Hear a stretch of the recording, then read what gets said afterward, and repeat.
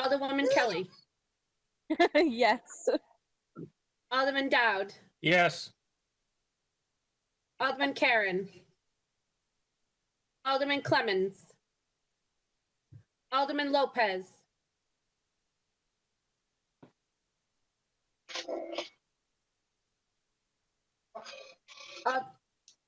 Alderman Lopez. Yes. Alderman Tenza. Yes. Alderwoman Lou. Yes. Alderman Jettie. Yes. Alderman Schmidt. Yes. Alderman Laws. Alderman Cleaver. Alderman Harriet Gathright. Yes. Alderman Wilshire. Yes. 12 yeas. Thank you. Without objections, I think we can jump right into the infrastructure meeting. Just to remind everybody, we are expecting to be presented with a presentation as far as the Transit Center Plaza. So I welcome everybody to stay for that if they can. And I will declare the meeting adjourned at 7:16 p.m. and we'll immediately start the meeting on infrastructure. Excuse me, Mr. Chairman. Yes. Could I just, before everyone leaves, just want to be certain that the abutters got their notices? Yes. Okay. As far as I know, yes. And when we get into the meeting, I think that would be the proper format to have it on record. And I could probably explain in relationship to what I think your question will be, okay? We can answer it at that time. Fair enough? Sure. Yep, very good. Thank you. Okay. I will now declare the meeting of infrastructure. Today is Wednesday, June 24th, and calling the meeting together at 7:17 via teleconference. As chairman of the Committee of Infrastructure, I find that due to the state of emergency by the governor, result of COVID-19 pandemic, in accordance with the governor's emergency order number 12, pursuant to Executive Order 2020-04, this public body is authorized to meet electronically. Please note that there is no physical location to observe and listen contemporaneously to this meeting, which was authorized pursuant to the governor's emergency order. However, in accordance with the emergency order, I am confirming that we are A, providing public access to the meeting by telephone with additional access possibilities by video and other electronic means.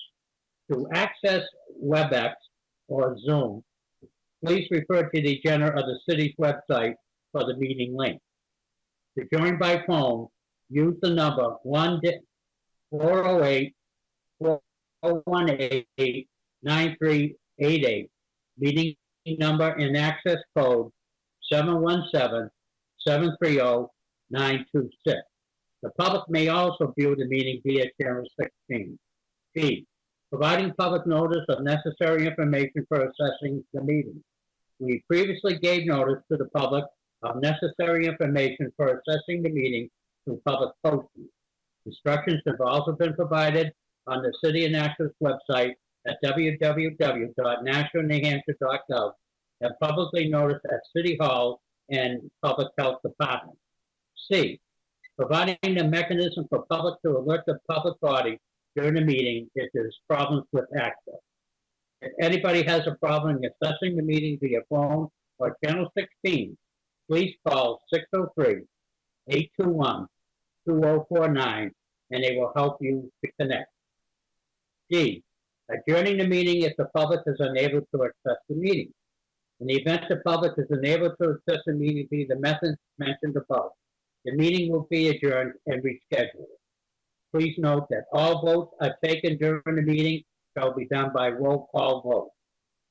Let's start the meeting by taking roll call attendance. With each member states they're present, please also state whether there is anyone in the room with you during the meeting, which is required under the right to know law. Alderman Schmidt, could you please call the roll call? And could you ask them to state the reason he or she could not attend, confirm that they could hear the proceeding, and stated who was present with him or her? Alderman Schmidt? Thank you, Mr. Chairman. Alderman at Large, Michael O'Brien Sr. Present. I can hear the proceedings. I am alone and practicing social distance. Alderman Lopez.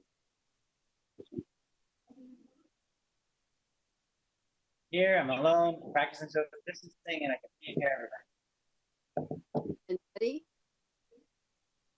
I'm here, I'm alone, and I am obeying the governor's advisory to stay at home. I Thank can hear you. And Alderman Jan Schmidt, I am here alone and practicing social distancing. Also, we have Harriet Gathright, Sarah Marchand, President Wilshire. Who else are we looking at today? Alderman Clay. Clay. Thank you. And Alderman Root is here as well. Oh, thank you. Yes, yes. Welcome. Alderman Tenz is here as well. Alderman Dowd's here as well. Thank you very much. That would be all members present and quite a few others. Very good. Thank you to the clerk and welcome all. At this time, I will open up the meeting to public comment. Anybody in the audience would like to provide any public comment, please identify yourself and you will be recognized.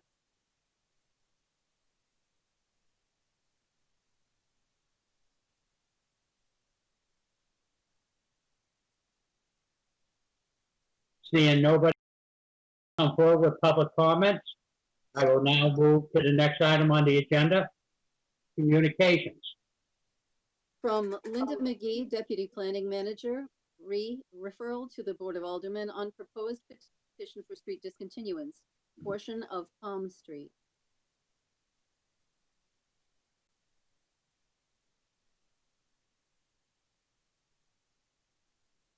Okay, further correspondence? Oh, excuse me. There being no objection, I will accept the communication and place it on file. Also, we have from Linda McGee, Deputy Planning Manager, referral from the Board of Aldermen to proposed petition for street renumbering. That would be Almond Street, Almont Street.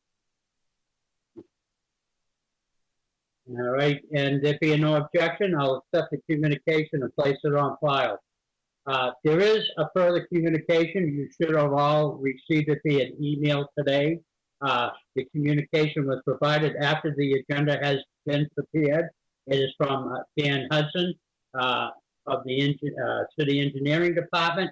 It's the relationship to the stop sign at the intersection on Lee with Forest Street, and clearly states there is no objection from traffic and with engineering. So I hope if you check your mail packet, you did get that. So without exception, I will accept the communication from Dan Hudson, City Engineer, to accept it, that communication, and place it on file. Petitions. Mr. Chairman, if I may, it's just a point of order. We also received a communication, I believe the whole board did, from an abutter on the Almont Street, Mr. and Mrs. Dewsbury. And if proper, I would ask that just be that we waive the rules and include that in the minutes as well, so that it's so that their voices included on the issue of the street renumbering. Very good. Thank you, Alderman Tenzer. You are correct. I do remember that. And that should be accepted also as part of communication. I hope everybody did have the chance to review that. So there being no objections, I will accept the communications from Alderman Tenzer. Can you state the person's name again, please, for the record? Yes, and I apologize for probably mispronouncing this, but it's Matt Dusenberry. Okay, fair enough. Good try. Thank you. I hope they don't mind. but it's important we do accept that communication without exception. Okay. Thank you, Alderman Penzel. Now we'll move on to petitions. What? Motion to petition for a street discontinuance, a portion of Palm Street. Mr. Chairman, I move to recommend final passage. By roll call. Okay, we have a motion, of final passage by Alderman Smith by roll call. Any discussion on the motion? Yes, Mr. Chairman. Yes. Alderman Jettie here.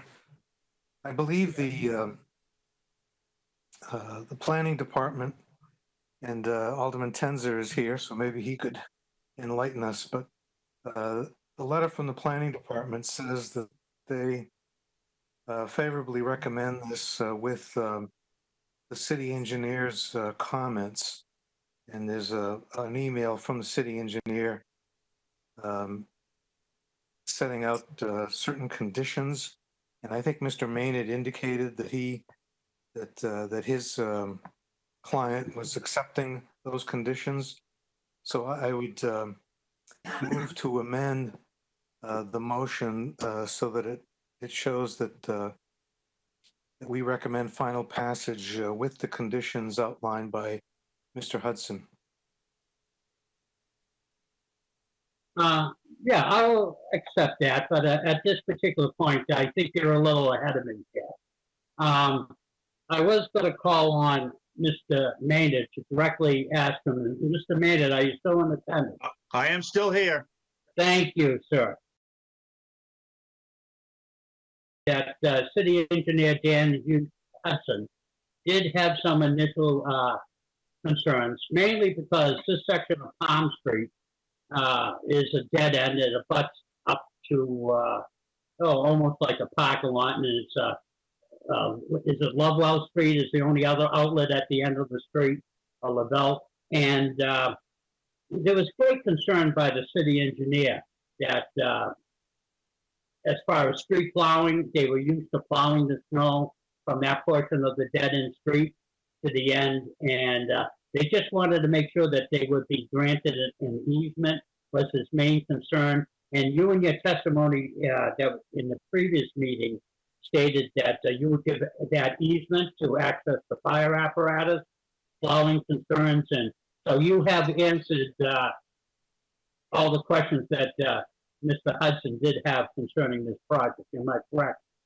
Yes, you're correct. For the record, we're very much in sync with City Engineer Hudson's concerns. We will provide areas for snow storage and other things. Like right now, he has no area for snow storage, so this will be a positive thing. Part of his concern was that they were plowing snow onto private property because they had no other place to put it.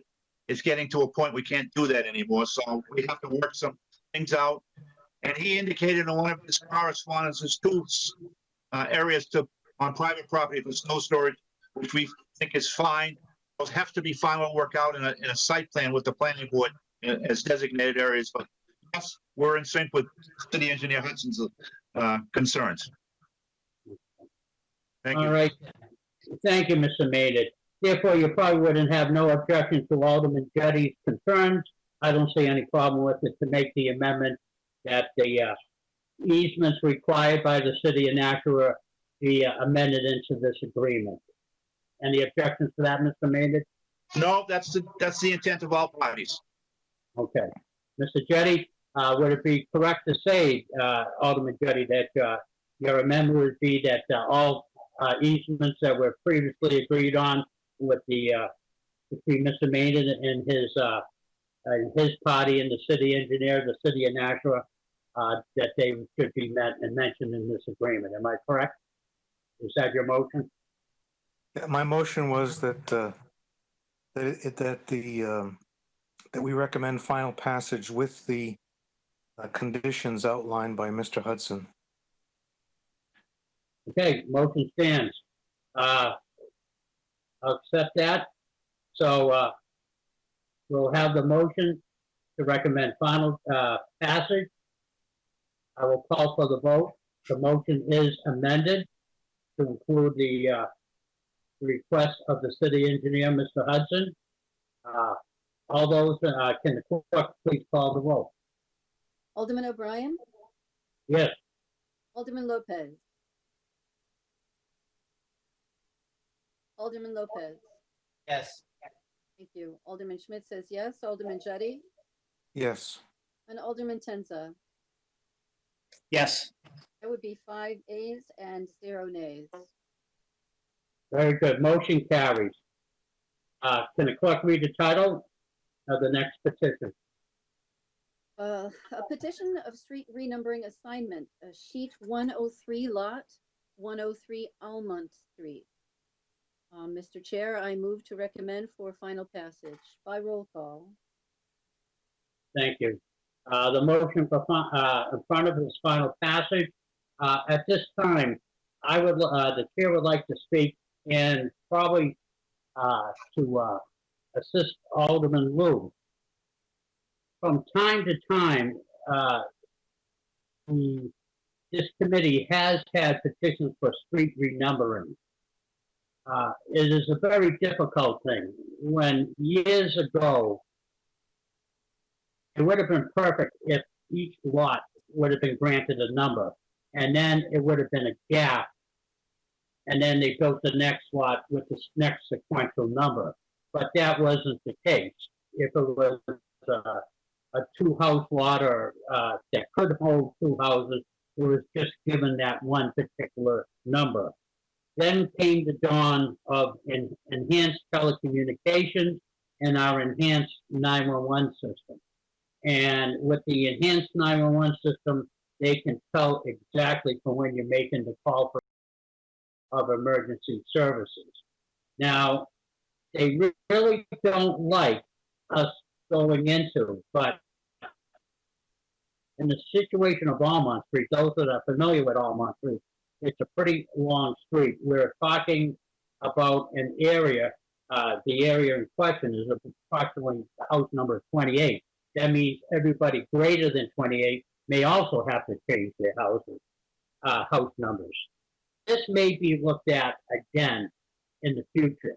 And this is no way of an attempt to kick the can down the road, but try to look at the best way to not affect the persons who's right to develop that property, and then also the adjacent abutters and future people down the street and changing their house numbers, and that involves mailing addresses, bank statement changes, deed changes, and the like.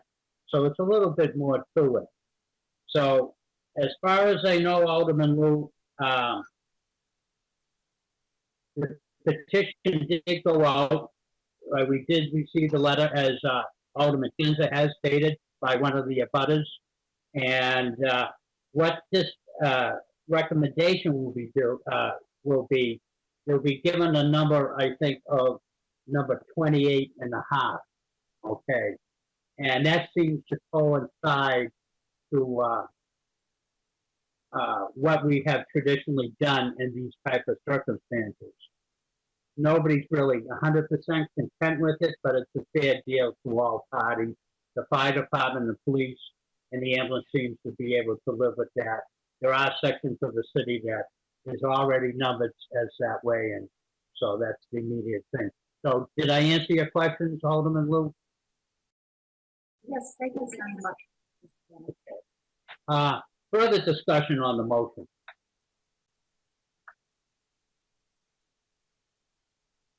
Seeing none, will the clerk please call the roll? Thank you, Mr. Chairman. Alderman O'Brien, Yes. Alderman Lopez, Yes. Alderman Schmidt says yes. Alderman Jettie Yes. and Alderman Tenza. Yes. That would be 5 yeas, 0 nays. Okay, motion carries. At this time, the well-awaited presentation by, I would like to introduce Sarah Marjan, Director, and we're going to have a presentation on the grant-funded Transit Center Rehabilitation Project. So I'll call for your presentation first, and then I'll on the vote. Okay, so Ms. Marchand, I turn the meeting over to you in your presentation. Welcome. Excellent. Thank you, Alderman O'Brien. Sarah Marchant, the Community Development Director here, and I'm joined by Camille Pattison, the Transportation Manager. I am going to attempt to share my screen. Hopefully this goes well. We have a very short presentation for you.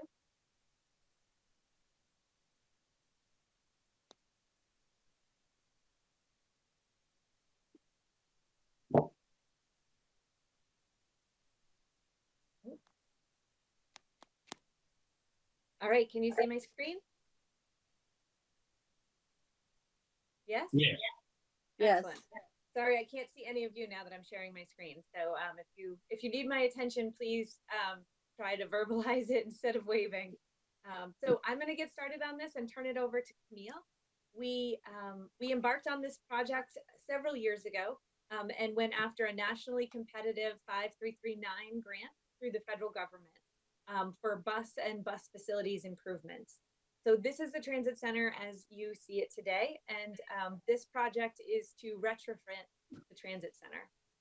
We started on this project with some areas of focus that I'm going to go through quickly with you here to talk about really some areas of deficit that need improvement, and this grant will and this project will hopefully cover all meet all of those goals and move us forward in this new era. So a couple of the things that we're working on first, the transit center building itself needs a significant redesign of the bathroom facilities. If you think about when you've been at the airport or other bus station facilities, you'll notice that when you go to the bathroom, the initial door is usually just a free walk-in, and then there's separate doors of stalls. And that is for the public safety as well as passenger safety. The transit center public bathrooms here are not designed that way. They're single doors, full doors with locks on them, and have caused numerous problems and safety hazards. So one of the biggest interior changes will be to set up the bathrooms to flow as they would more at an airport. We will be just basic updates to the flooring, seating, and paint with all of the drivers and everybody all winter and all the ice. The floor, although we clean it every day, just never looks clean. And an improved layout for the drivers who have to use the facilities here and eat and snack at this facility. One of our major hazards is the platform roof. Currently, we have issues with falling ice and snow from the roof, and we spend an incredible amount of staff time with very limited staff on trying to keep this area safe from slip, trip, and fall hazards, and also from projectiles coming from the roof. So a goal is to fix that. The sidewalks around the transit center do not support ADA ramp usage in most areas. They are too narrow. So when the bus pulls up and puts down the ramp to be able to let a passenger off, there is not sufficient space on both sides of the building. And so to let passengers off, we have to jigger the buses in a way that would allow them to let somebody off, and it makes for very inefficient service. We have, I'm sure you've all noticed, either driving or walking through the area, some very deep channels in the pavement, which present winter maintenance challenges as well as slip, trip, and fall challenges with ice and snow accumulating within them. A couple other areas of focus include the infrastructure underneath the pavement. A lot of money goes to infrastructure underground here. And the drainage system is directly within the travel route and the turning routes of the buses. So that's a lot of pressure to push and twist on those facilities, and they have failed repeatedly, sinking into the ground. That causes damage to the undercarriage of the bus and the tires, and Public Works has been amazing helping us to repair these again and again and again, but it's time to fix the underlying infrastructure, move it out of the travel lane of the buses, and repave the area. We also have problems with high curbs because the buses sit low in the grooves, and so passengers cannot easily get from the edge of the curve to the bus. There's a significant mismatch, which also is a hazard for slip, trip, and fall. The image, the lower image, you can see all those red arrows there. This is a area that has tremendous conflicts of bus traffic, vehicle traffic, and very significant pedestrian and bicycle usage. So all of the City Hall staff park in the parking garage at the north of the photo, and need to cross either Garden Street through the transit center to the Elm Street entrance of City Hall, or cross towards Main Street to Garden Street, and walk into the rear and to the back entrance of City Hall there. And so there's many points of conflict that we would like to do better with and make sure we can provide safe passage for all types of vehicle, buses, pedestrians, and bicycles. And the traffic pattern is one way for buses, but it is two way for vehicles, which causes, again, significant conflicts that we'd like to fix at this time. So I'm going to turn it over to Camille to talk about all the good things and how we're going to fix it. Thanks, Sarah. All right, so I'm going to focus first on the renovations that we're going to make to the transit center. So Sarah touched on the bathroom situation that we have. We only right now have one public restroom. It is in especially high demand when City Hall is closed. It's a constant, it's been a constant issue for staff to maintain at a number of biohazard situations and police and illicit drug activity. So we're hoping by redesigning the bathrooms, bringing them to a more open design, will address a lot of those maintenance issues that have been an ongoing problem. The transit center itself was built about 20 years ago, and the last upgrade to it in the interior was 10 years ago. So at this point, it's tired. There's just a very highly trafficked area. Some of the facades that we have in there, for instance, the wainscoting on the side of the walls, it gets hit all the time and has to be repainted. So one of the things we're aiming for is low maintenance and high durability and vandal proof. So if we do looking at some tiling throughout the facility rather than doing paint, it just makes it much easier for the long term. As far as solving our ice buildup, that is a chronic problem every time we have a storm. We do have a limited amount of staff who are shoveling out our shelters. They're also maintaining the snow removal at the transit center and our facilities. And then they've got to go out and make sure that they break down the ice on the roof. So by heating the edge of that roof line, we hope to alleviate that so we don't have the giant ice buildups that are then falling off and potentially injuring passengers, because right now it's falling into the passenger waiting area on the bus platform. So the flooring, seating, again, we're just looking for flooring that much more high grade, sustainable, looks better, modernize it. The drivers also wear cleats on their shoes in the wintertime. And so I think over time that has created minuscule little holes in the flooring. It's really hard to clean. So we're looking for a flooring that will be able to address that going forward. We did touch on improving the layout for the driver area. All day long, that is the main place that the drivers are coming in to use the facilities, and then also having we need to have a space better utilized, some more storage in there, get things off the floor. And right now we also have like salt and sand and shovels in that area, and we'll move that out into a different storage part. And then Wi-Fi, we have requests all the time for Wi-Fi at the transit center. So this would be a great addition, especially for folks who have government issued phones and they don't actually have Wi-Fi on that. They need to be connected to something. So we're looking to make those improvements. All right, so this is an interior shot of what the future would look like of the transit center. So if you focus on the upper right-hand corner, you can see where it says women's and men's. And this shows you it's open doors going into the restrooms. There is not one restroom where people can focus in. And then on the bottom right-hand corner, in the middle on the bottom, you can see dispatch. The bottom right-hand corner says break. So that's the driver break area, and they'll also have their own restroom facility. So we think that this will be a significant improvement to what we have now. The waiting area stays the same. That space is pretty sufficient for what we need. We think that going forward, that will work quite well. All right, so all the crazy arrows you saw before going helter-skelter in different directions, this is our improved upon plan. So a couple things to note: the Elm Street parking garage is the big building to the top. The pedestrian plaza is in the middle, and at the bottom you have the parking area behind City Hall and City Hall itself. So one of the first improvements we've done, we significantly widened the sidewalk that is adjacent to the Elm Street parking garage. So just south of that, we made that a much wider area, narrowed down the travel lanes.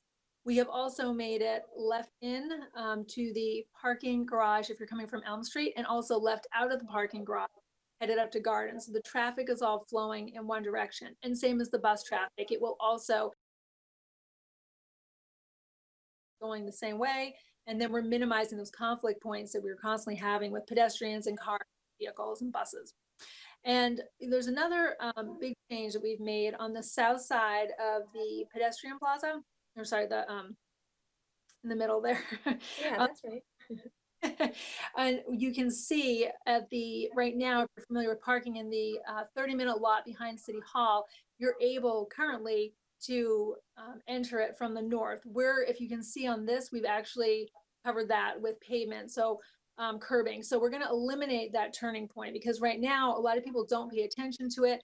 They're only supposed to enter. Some people exit there and they enter as well, and we just have constant conflict points with the buses. So we're hoping that it will minimize that issue there, and overall make the whole area much more successful going forward. The other thing I want to do is pavement. We looked at some different options. Right now we have asphalt. We looked at doing stamped asphalt. We looked at doing some colored concrete, some different sort of functions. However, when it comes down to it, DPW really is most comfortable and familiar with maintaining asphalt going forward. And that's something that, as far as maintenance costs, it should keep it low in the future, and they should be able to assist us with it as we need it going forward. That's it on that one, Sarah. All right, so on this slide, you can clearly see where the bus is. There is a crosswalk in front of the bus that is perpendicular. So it comes straight out of the stairwell and it's perpendicular to the building. And there's another crosswalk from the transit center perpendicular to City Hall, and two other ones that are going from the east side of the transit center over to like the Santander parking lot. And we've made them all perpendicular. Before we had some that were angled. The intent behind that is to get people to cross at the shortest point. And with them being clearly demarcated, we're hoping to minimize the amount of people that are sort of willy-nilly walking around that whole area with buses coming and going. So we think that that will be pretty successful. And you can you can see it here too, where we've Sorry. okay, it's fine. Where we've closed the edge of the access into the parking lot behind City Hall, where you can see where the runner is there. So this gives you a good sense of what it would be like with a bus, and the location for the crosswalk right behind the bus. And the next picture, this is nice. This shows you another crosswalk in front of the bus, and a nice clear crosswalk as you enter from Elm Street, but also you can see the widened sidewalk. It's quite wide. There's plenty of room for people to park, and then there's room for street trees and plantings as well. And, you know, we can look at what we want to do there. You know, do we want to put benches?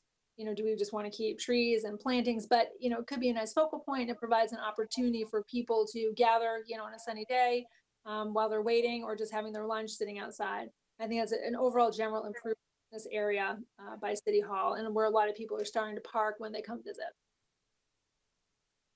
All right, so costs. The total project costs are just under $1 million. Right now, we're around $970,000. Keep in mind, this is not final construction costs. These are the estimates of what we developed so far. It hasn't gone out, you know, for bid at this point. So that's the total project cost. We have 10% match from the state, and we have 10% local match. The federal government is paying 80% of that.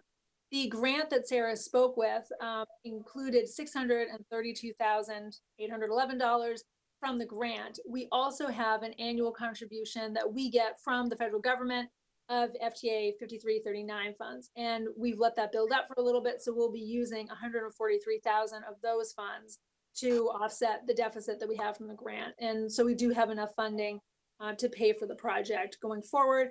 And everything that we do, you know, will be in accordance with FTA city requirements and meet all of the ADA standards as well. All right, so phases, the engineering, feasibility, preliminary plans, we started on this late last summer into the fall. We're kind of wrapping that up now.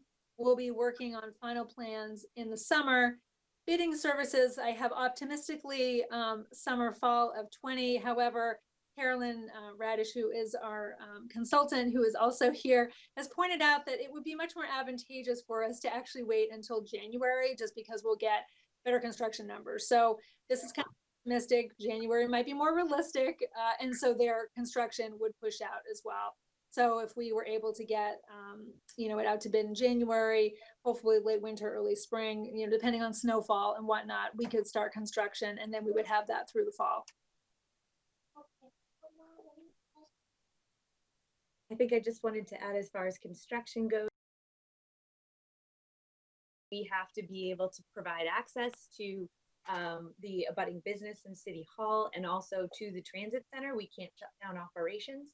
And so we are very, as we get further along in this, we are, at concept right now, moving towards real engineering. We are, will very much be focused on the logistics of how actual construction will occur and making sure we can continue to serve everybody who we need to serve during the down times.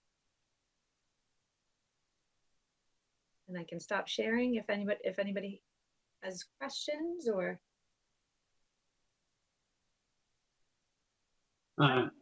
Any questions by any of the members of the committee? Yes, I have a question. Alderman Lowe. Yes, thank you.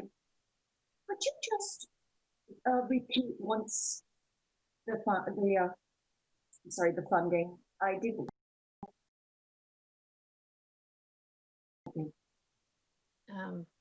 I can pull it back up. We'll see how.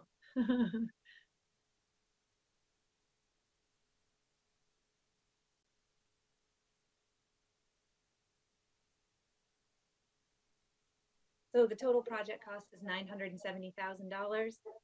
We have secured a state match of $97,000. We have a secured local match of $97,000, and the Federal Transit Administration, through 2 different grants, will be $776,000. Thank you. I guess I wasn't looking when this was up here. That's okay. So, yeah. And is it the last 2 that are the FTA grant? The 776 is made up of 2 FTA grants. Okay. The 632,000 is the competitive national grant that we secured, and the 143,000 have been building up in annual allocation funds to help make this project possible.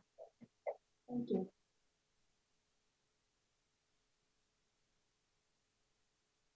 Alderman O'Brien. Question? Yes.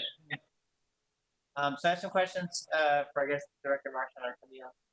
Has there been any thought to enhancing or really making available public Wi-Fi at the bus station?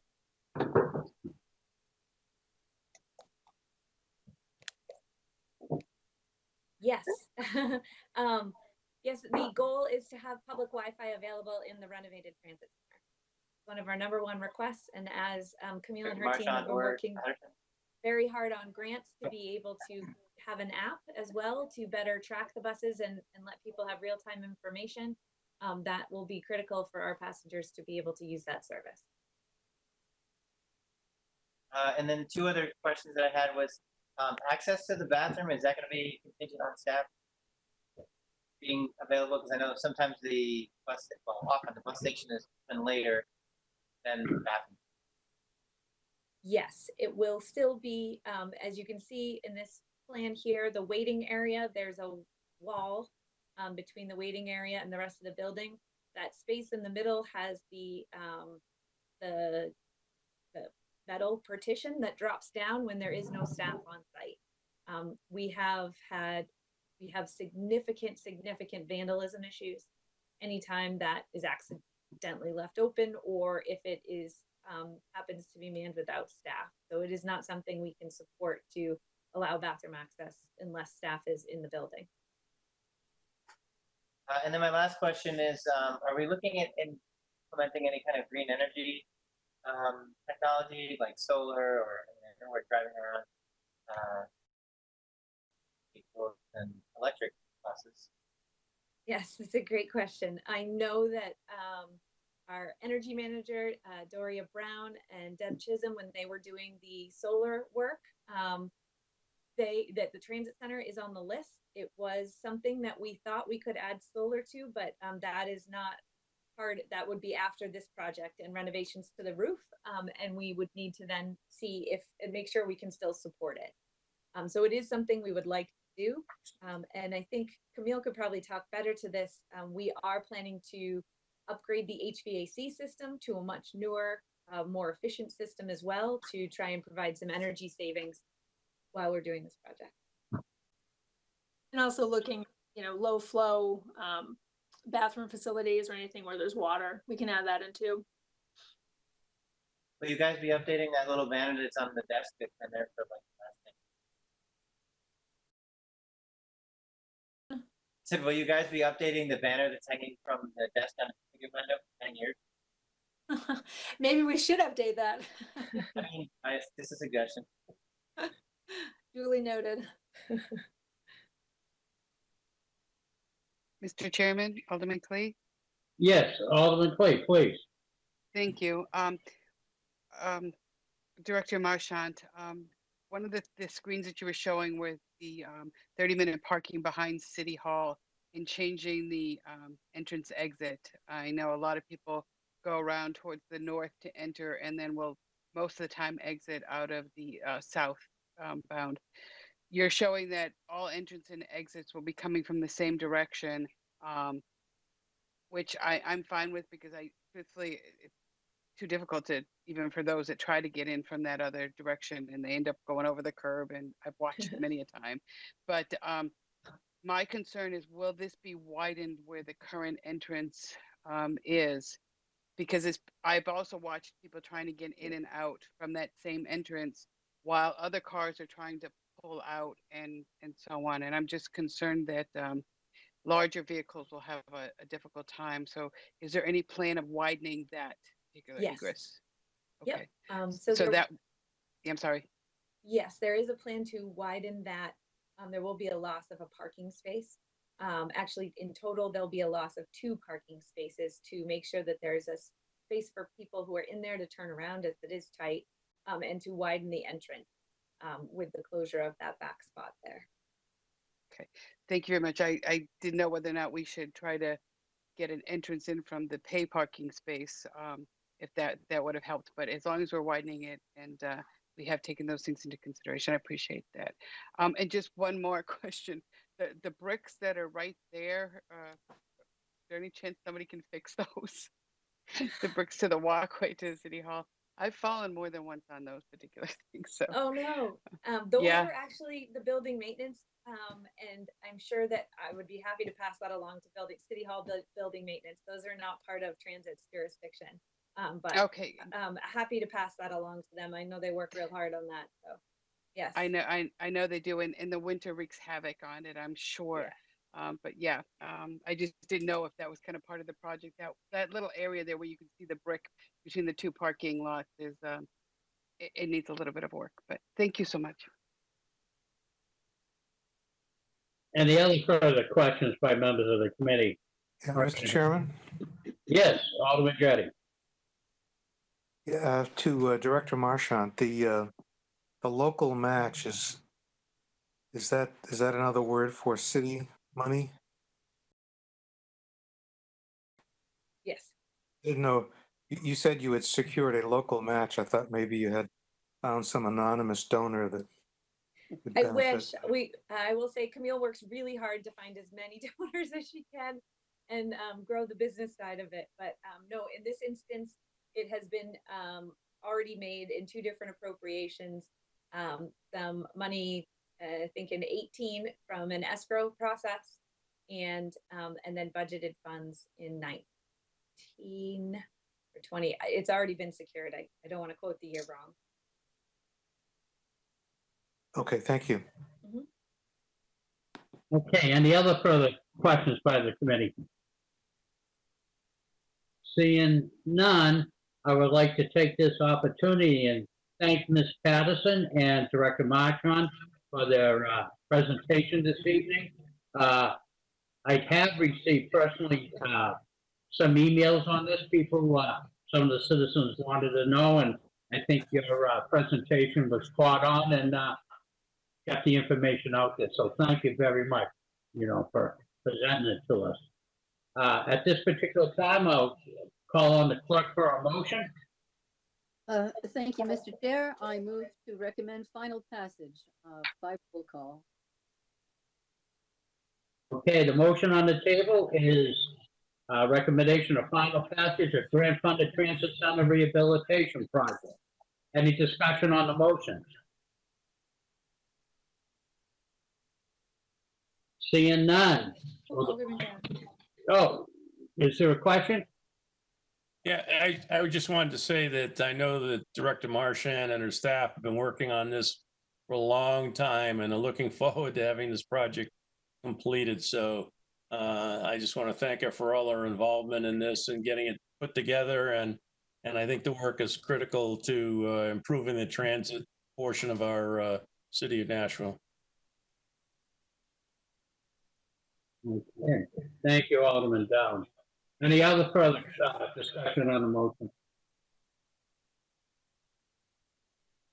Seeing none, will the clerk please call the roll? Thank you, Mr. Chairman. Alderman O'Brien, Yes. Alderman Lopez, Yes. Alderman Schmidt votes yes, Alderman Jettie, Yes. and Alderman Tenza. Yes. That's 5 yeas and 0 nays, Chairman. All right, the motion carries. At this time, with the liberty of the committee, we seem to have a citizen come in late, and their particular concern had to do with in communication with our TV producer, concerns on the Almond Street renumbering. And I would like to give that person, if they're still there, the opportunity to speak. Although the vote has already been taken by this board, I feel everybody does have the right to bring their views forward. But however, we had to put them in appropriately into the meeting.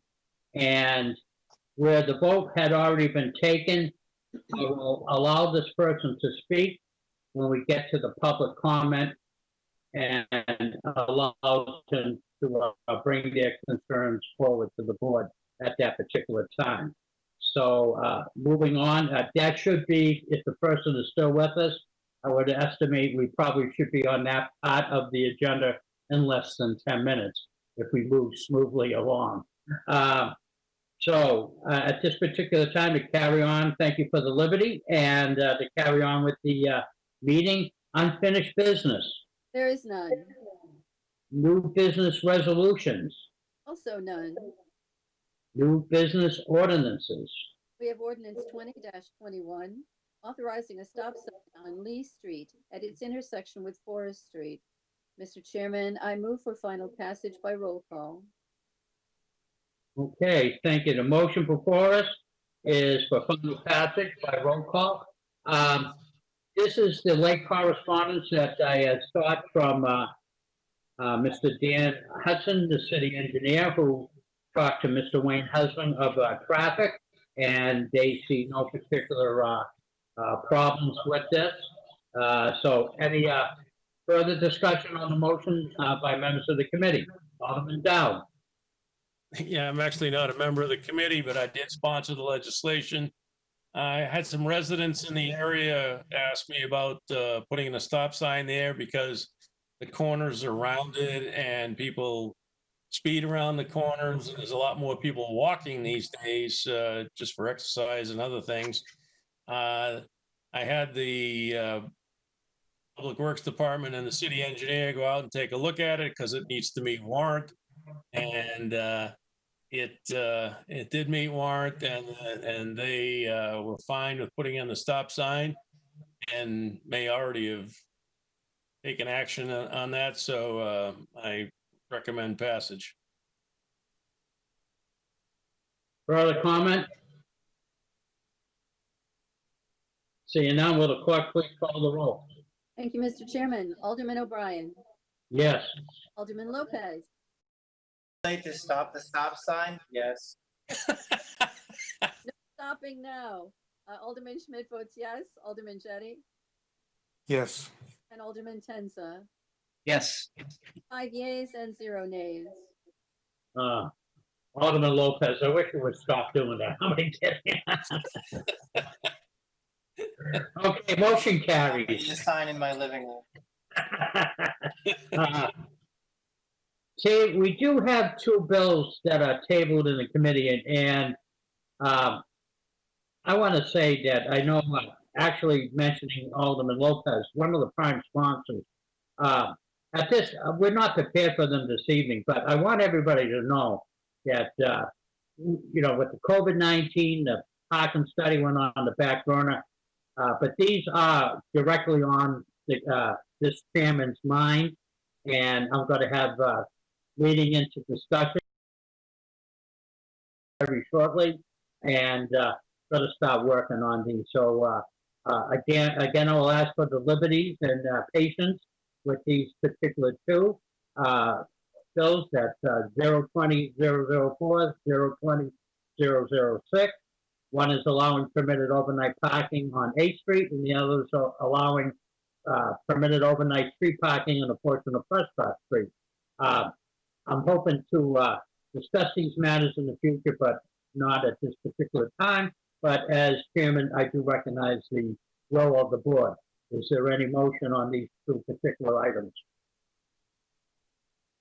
Seeing none, those two items will remain on the table.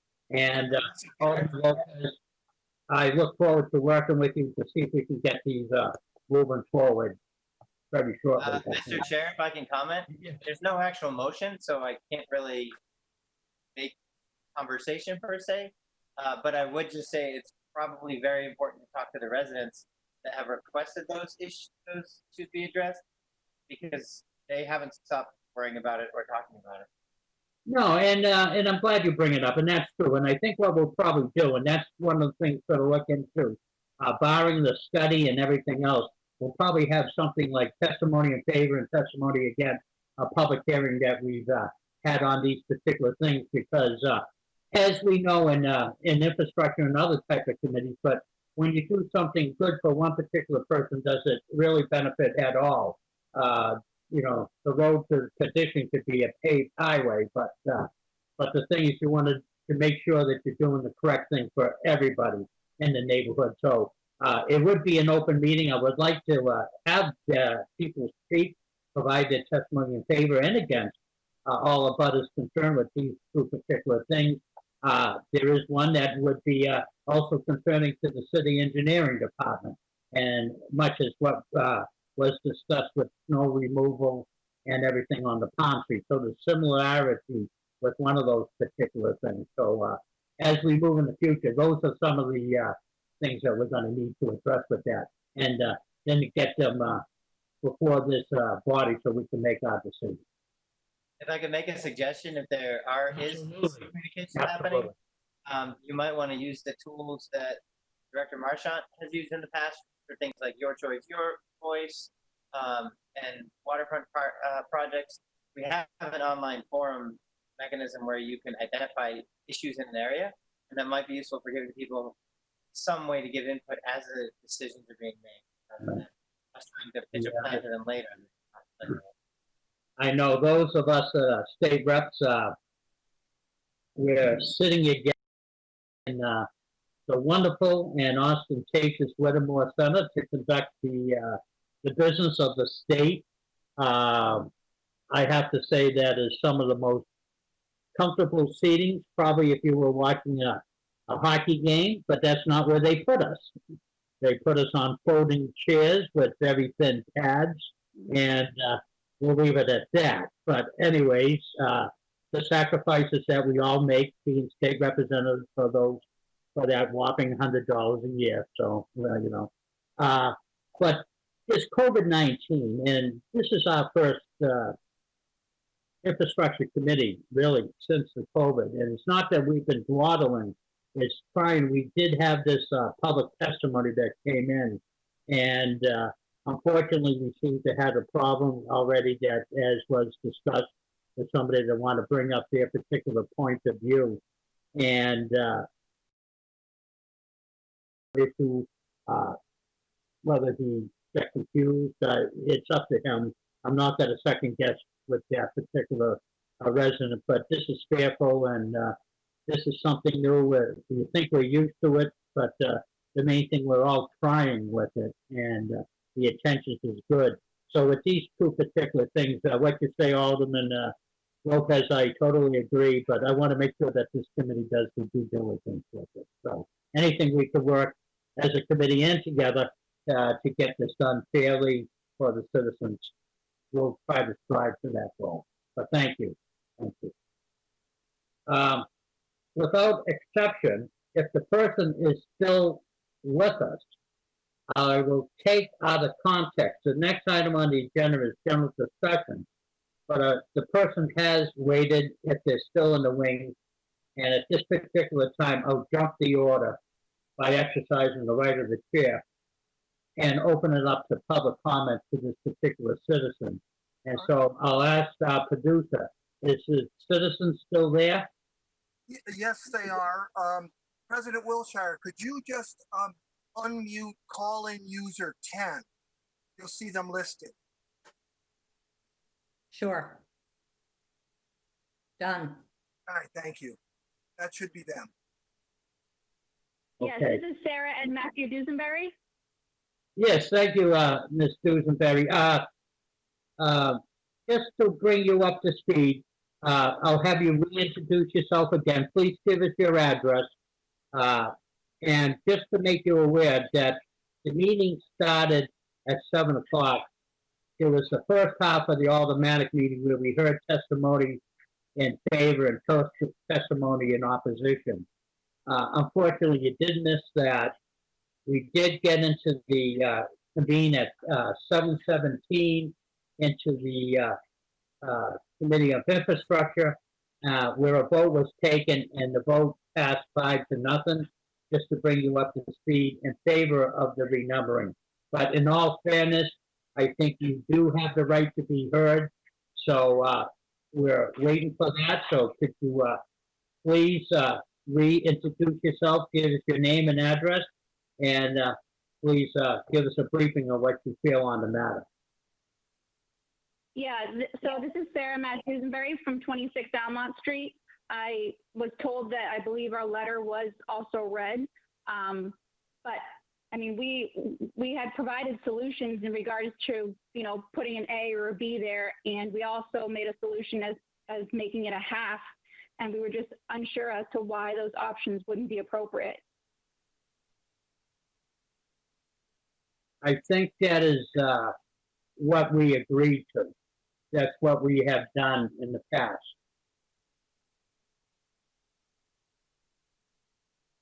Was the vote for So was the vote to accept our offer and making the number 28 and a half?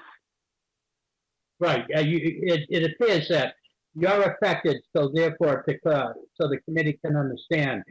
You were threatened that you may have to change your number, correct? Yeah, we would have had to change our number from 26. Right.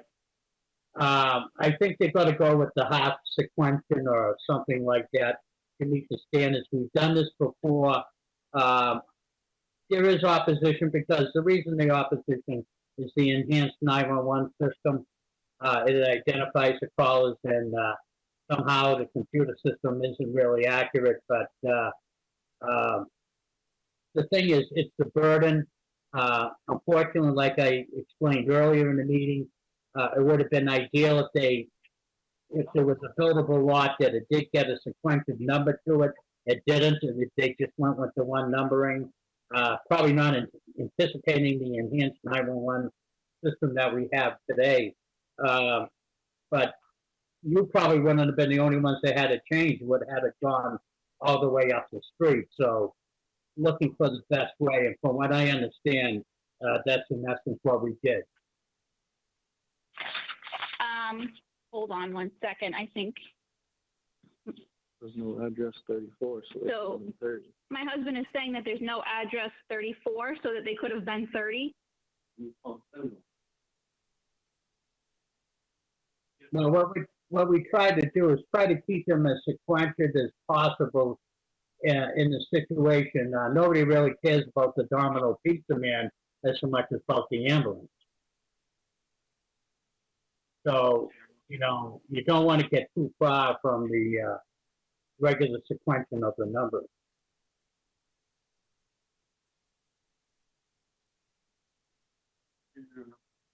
All right. So I guess you guys have already voted, and unfortunately, we, you know, Yes. we're kind of ruled out on this.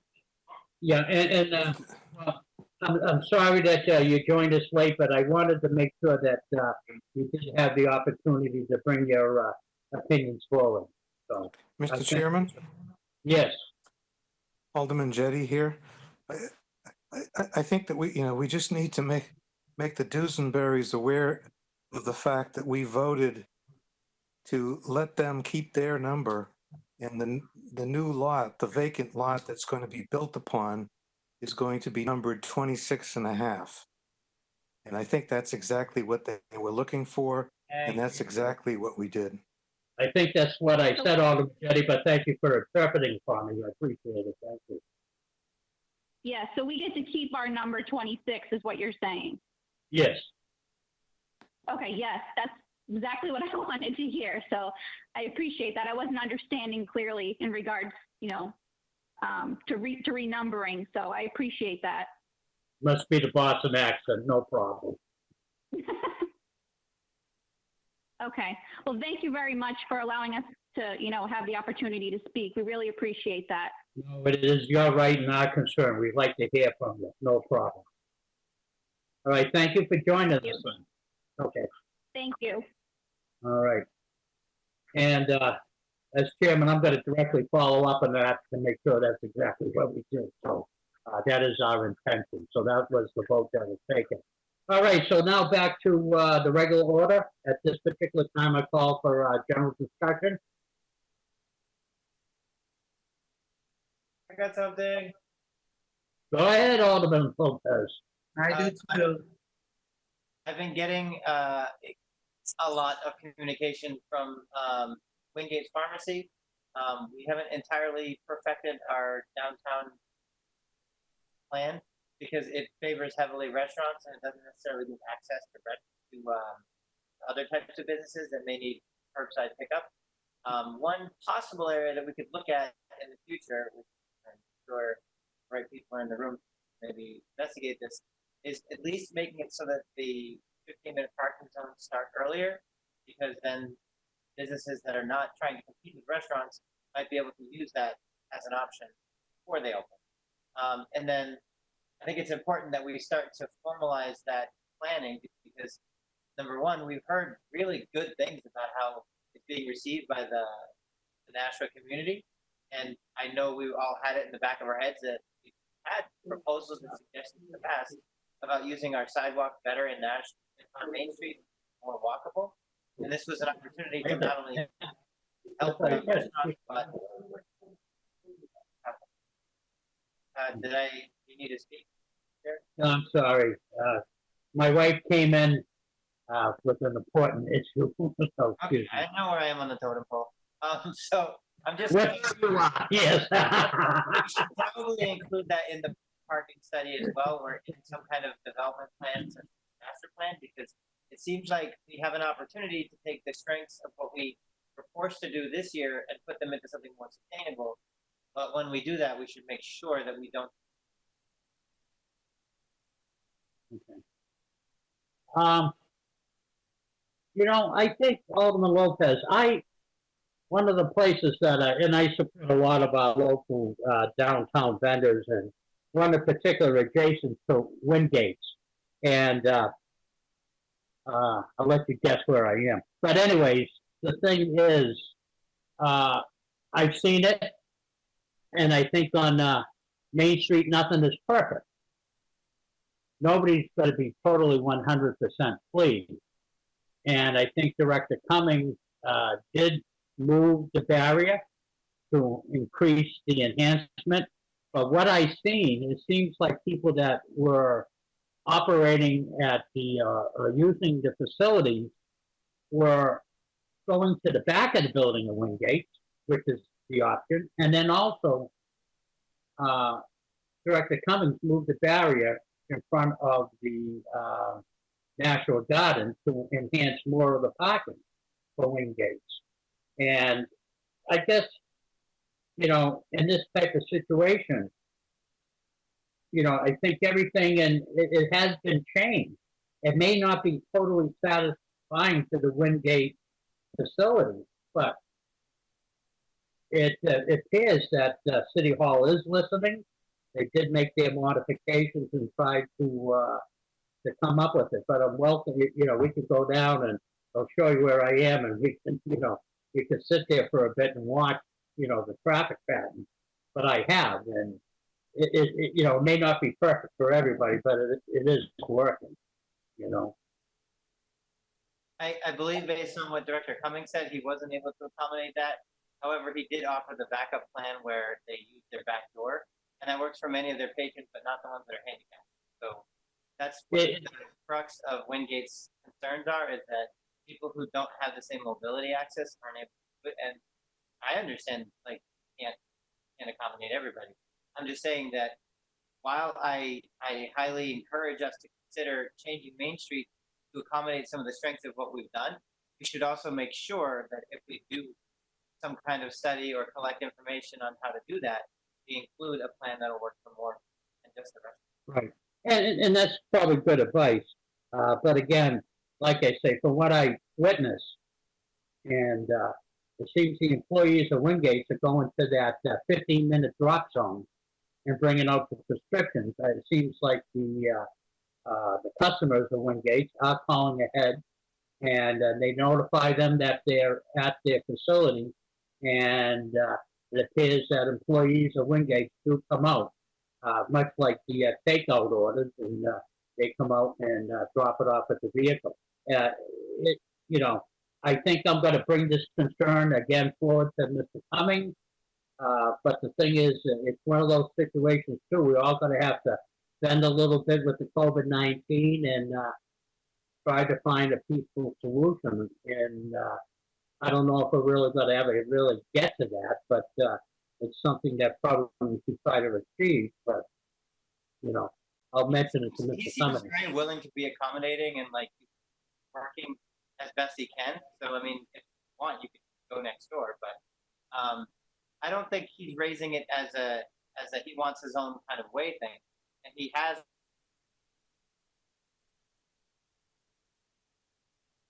Working with that might have other needs, and I mean they're not like optional needs. If somebody's in a wheelchair or mobility issue, kind of a challenge we have to look at. Very good. Any further comments on Wingate or any other, the downtown situation or any other topic?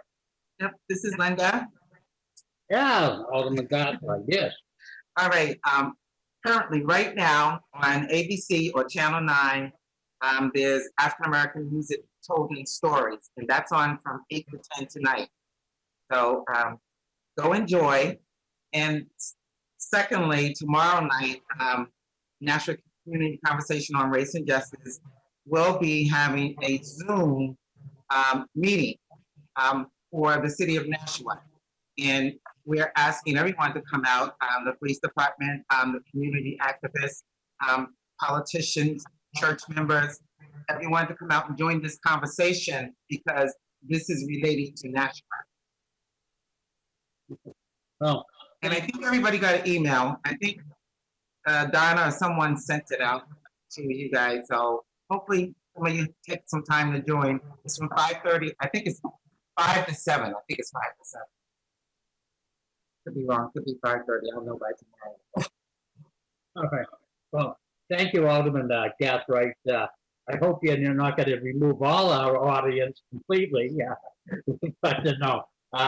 Thank you for the program update. Yes, I think that would be good choices to watch. So keeping that in mind to free up the public so they can partake of that. Any other remarks by Alderman?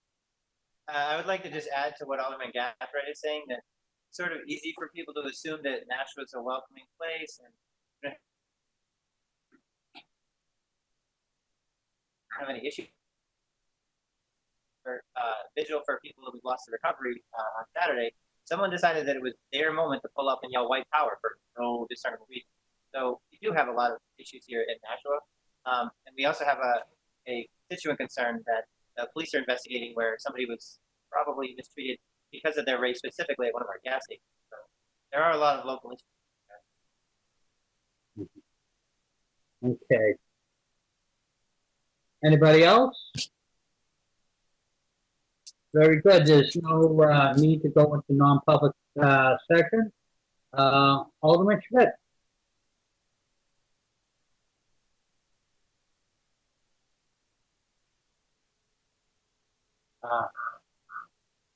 Muted.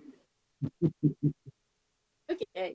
I move to adjourn by roll call. Very good. Motion to adjourn by roll call. Will the clerk please call the roll? Alderman O'Brien. Yes. Alderman Lopez. Yes. Alderman Schmidt votes yes. Alderman Jettie. Yes. Alderman Tenza. Yes. That's 5 yeas, 0 nays. Thank you. The motion to adjourn passes. I'd like to thank everybody for their attendance this evening, and I'll declare the meeting closed at 8:26 p.m. Again.